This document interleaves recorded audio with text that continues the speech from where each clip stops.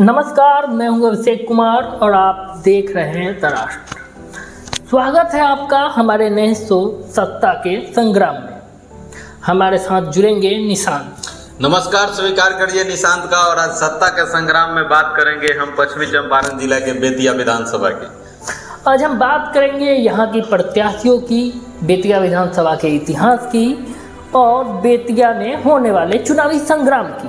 आज हम बात करेंगे बेतिया विधानसभा कब बना और अभी तक यहाँ किस किस पार्टियों का दबदबा रहा है और वर्तमान में कौन सी विधायक हैं यहाँ से, और इस बार के चुनाव में क्या लग रहा है और यहाँ के माहौल क्या है। हम बिहार के सभी हॉट सीटों का विश्लेषण करेंगे, उनके बारे में आपको जानकारी देंगे। और इसमें सबसे पहला स्थान आया है बेतिया का। बेतिया विधानसभा क्षेत्र शुरू से कांग्रेस का गढ़ रहा है। 1952 से 1985 के बीच लगभग 10 बार विधानसभा चुनाव हुए, लेकिन 10 में से 9 बार कांग्रेस यहाँ पे अपराजित रही। लेकिन एक बार एक निर्दलीय उम्मीदवार के हाथों कांग्रेस प्रत्याशी की हार का सामना करना पड़ा। उसके बाद 1990 से अभी तक कांग्रेस न सत्ता में यहाँ पे आई है, सिर्फ एक बार सत्ता में आ पाई 2015 के चुनाव में। पहली बार बीजेपी बेतिया विधानसभा सीट पे अपनी जीत दर्ज करती है और फिर 1995 में वो ये सीट हार जाती है जनता दल के एक विधायक से। फिर उसके बाद लगातार बीजेपी का इस सीट पे दबदबा बना रहा है। 2015 में फिर बीजेपी को हार का सामना करना पड़ता है, क्योंकि उस समय 2015 में जेडीयू बीजेपी से अलग होकर आरजेडी के साथ गठबंधन में थी। उस समय यहाँ पे बीजेपी के उम्मीदवार को हार का सामना करना पड़ता, लेकिन उस समय वोट का जो परसेंटेज था वो बहुत ही कम था। बहुत कम वोटों के अंतर से बीजेपी के उम्मीदवार की हार हुई थी। लगभग 2800 वोटों से बीजेपी के उम्मीदवार की हार हुई थी। रेणु देवी यहाँ से 5वीं बार विधायक है। इस बार 6ठी बार सत्ता के संग्राम में कूदने के लिए तैयार है। 2020 में हुए चुनाव के बाद रेणु देवी को बिहार का उप मुख्यमंत्री बनाया गया। अभी वर्तमान में रेणु देवी नीतीश सरकार में मंत्री हैं। उनका सीट पे दावा इसलिए भी ज़्यादा बनता है क्योंकि 5 बार विधायक रहने के बाद मंत्री और मुख्यमंत्री के पद पे रह चुकी हैं।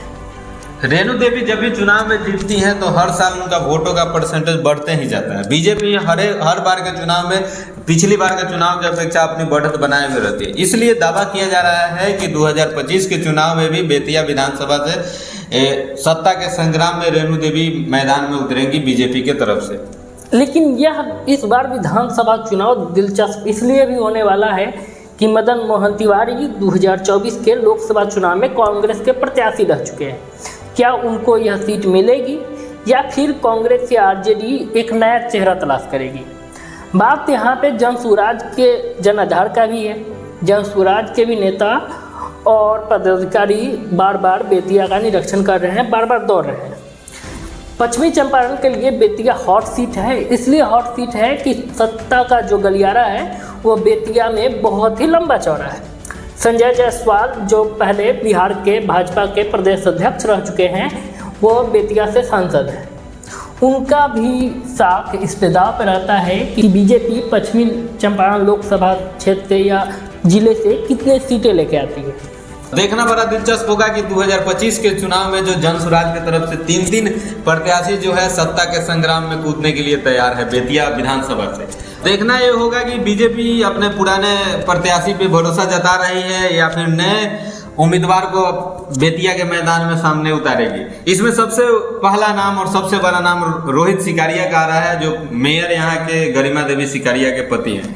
अब देखना यही है कि 2025 के चुनाव में बीजेपी उनको मौका देती है या अपने पुराने चेहरे पे भरोसा जताएगी। अब कांग्रेस की तरफ से जो प्रत्याशी रहेंगे, या मदन मोहन तिवारी को टिकट मिलता है बेतिया विधानसभा से या फिर किसी नए चेहरे को मौका दिया जाएगा। बात यहाँ पे आ रही है कि बेतिया विधानसभा क्षेत्र में विकास कार्यों पर नज़र डालना। विकास कार्यों पर नज़र डालने के लिए बेतिया में विकास हुआ है, लेकिन लोगों में कुछ आक्रोश भी है सड़क को लेकर के, नालियों को लेकर के, और ग्रामीण क्षेत्र में भी जिसमें मझौलिया प्रखंड के 18 गांव भी आते हैं। वहां पे विकास कितना पहुंचा है और लोगों में किस तरह का विश्वास है, यह देखने लायक है। बात करेंगे अगले सीरीज में एक नए विधानसभा की। तब तक हमारे साथ जुड़े रहिए। हम बात करेंगे ना पक्ष की ना विपक्ष की, हम बात करेंगे जनपक्ष की। जय हिंद। जय हिंद, धन्यवाद।